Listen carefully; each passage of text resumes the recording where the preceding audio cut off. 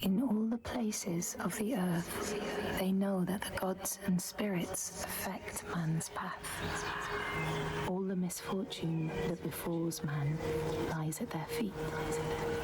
If you have eyes to see, you see their presence and their power. Keep your eyes open, traveler, and you might see their faces.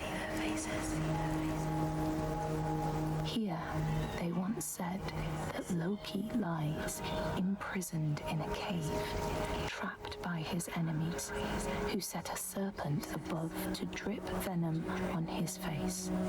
His wife, Sigyn, sits beside to catch the venom in a bowl, but when she must leave to empty it, the poison falls unabated. His pain is so great that he thrashes and writhes. And here above, we see the earth shake and break apart. Across the sea, they know that the earth is carried in the arms of a giant. When he is vexed or injured, he may not carry his burden so gently, and the world will feel his anger and pain. In a land far away, they say the winds are trapped inside the earth. They try always to make their escape, and they buffet and beat on the walls of their prison, causing the earth to quiver. And when they break through, they make their escape. They explode out in fury. In the lands of your birth, people live hidden too, in the hills and stones. They may be the remnants of a godly race who lost a war with giants and, finding the world changed, retreated into silence. But you still see their carvings and circles from the time when they walked among men.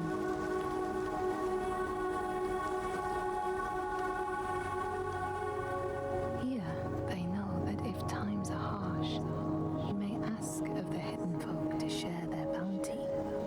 And if you are strong and wise and good, they may hear your plea and send you aid. But if you are not, or if you do not respect the strictures they lay down, you might have your strife doubled.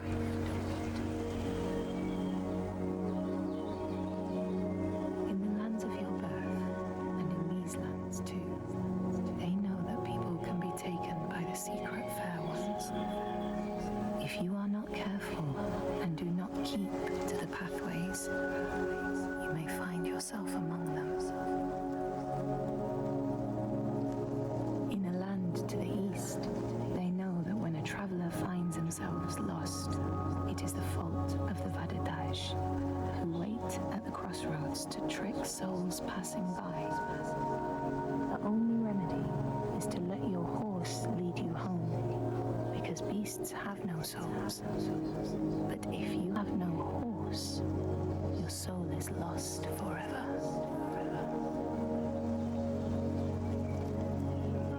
In this place, they know that sometimes the hidden folk will take their children and leave another in their place.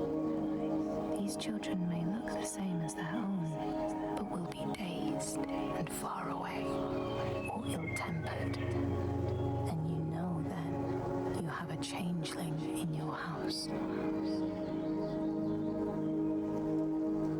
In this land, and people cannot raise their children, they will leave them in a sacred place for the hidden folk to take and care for.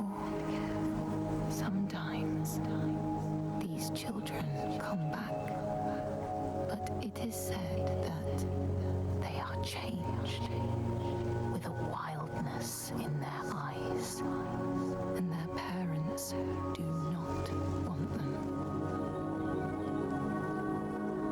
These people know that children who have died uncared for can return as Ultburður, small ghosts clad in fluttering rags. When there are storms, they until they find them and never leave them again. In this land, you may catch sight of the Landisir, the spirits who embody the sacred places, the rivers and rocks. Do you see the Lady of the Mountain, the Fiat Kuna, who bathes in the waterfall and lets the drops fall on her shoulders?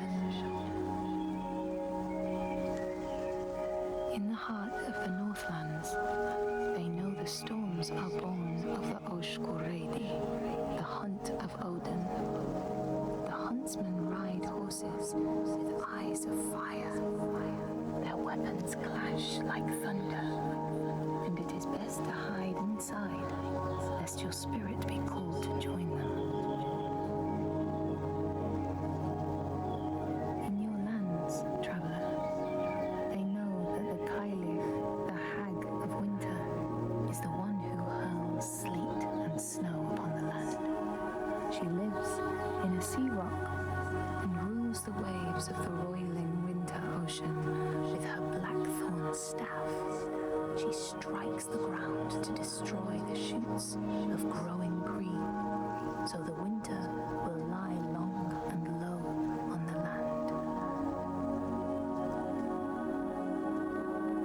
These people know that the sea god, Ran, sets out nets to trap sailors and drag them to her world. She sends the waves, her daughters, to wreck boats so she will have more men to take. And jealously, she pulls them down beneath the water.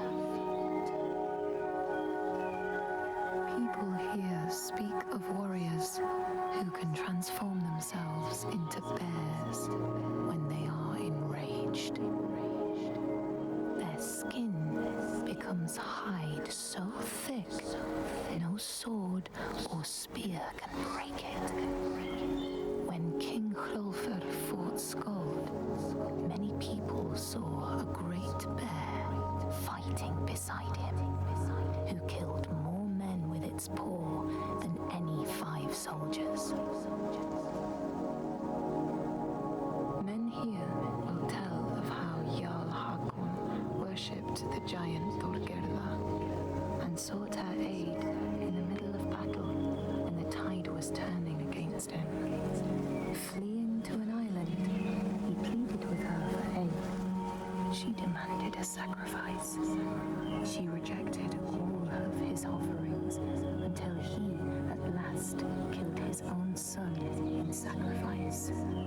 Thorgerða gave aid, and Hakon's enemies saw the giants striding amongst the ships, arrows flying from every finger and never missing their mark.